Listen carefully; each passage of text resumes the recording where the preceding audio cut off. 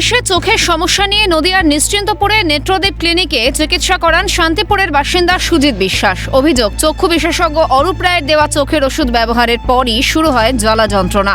চিকিৎসককে গোটা বিষয়টি জানানোর পরই দুর্ব্যবহার ছাড়া কোনো সুরাহা মেলেনি বলে অভিযোগ। এদিকে বৃহস্পতিবার শান্তিপুর হাসপাতালে চক্ষু চিকিৎসকেরা জানিয়ে দেন তার চোখ নষ্ট হয়ে গিয়েছে। শুধু তাই নয়, যন্ত্রণা না কমলে ওই চোখ তুলেও ফেলতে হবে বলে চিকিৎসকেরা জানিয়েছেন। সরকারি হাসপাতালে দেখার পরে বলছে তোমার চোখটা নষ্ট হয়ে গেছে, তুমি চোখে দেখতে পারবে না। যাতে ভবিষ্যতে এই ঘটনা কারোর সঙ্গে না ঘটে আমি শান্তিপুর থানায় অভিযোগ জানাচ্ছি। কার নামে অভিযোগ করছেন? আমি ওই অরূপ রায়ের নামে, ডাক্তারবাবুর নামে অরূপ। কেন করছেন? কেন উনি আমার চোখ চিকিৎসা করেছে। চিকিৎসার কোনো ত্রুটি হয়নি, সাফাই চক্ষু চিকিৎসক অরূপ রায়। এখানে দেখা যাচ্ছে যে চিকিৎসা কোনো ত্রুটি এখানে হয়নি।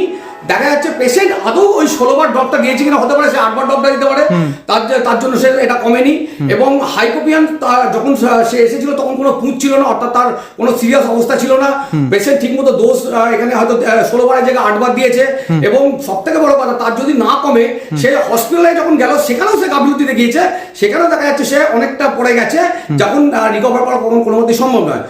জানা গেছে অভিযুক্ত চক্ষু চিকিৎসক অরূপ রায় তৃণমূলের শান্তিপুর টোটো ইউনিয়নের সহসভাপতি। এদিকে গোটা ঘটনায় পাল্টা তোপ দাগতে ছাড়েনি পদ্ম শিবির।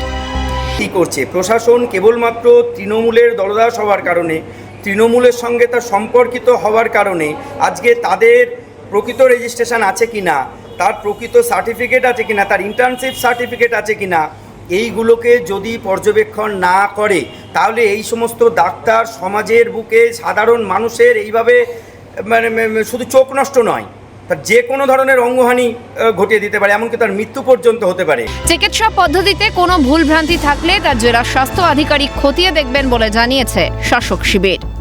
এবার কেউ যদি দোষী হয় সেক্ষেত্রে প্রশাসন আছে, তার বিরুদ্ধে উপযুক্ত ব্যবস্থা নেবে এবং দল তখন ভাববে। দল নিশ্চিতভাবে শান্তিপুরে এর আগেও কোনো কেউ দোষ করলে তার বিরুদ্ধে বিগত দিনেও ব্যবস্থা নিয়েছে। এদিকে শনিবার রাতে শান্তিপুর থানায় ওই চক্ষু চিকিৎসকের বিরুদ্ধে লিখিত অভিযোগ দায়ের করেন সুজিত বিশ্বাস। সেই অভিযোগের ভিত্তিতে তদন্তে নেমেছে পুলিশ। নদিয়া থেকে প্রসেনজিৎ বিশ্বাসের রিপোর্ট, ক্যালকাটা নিউজ।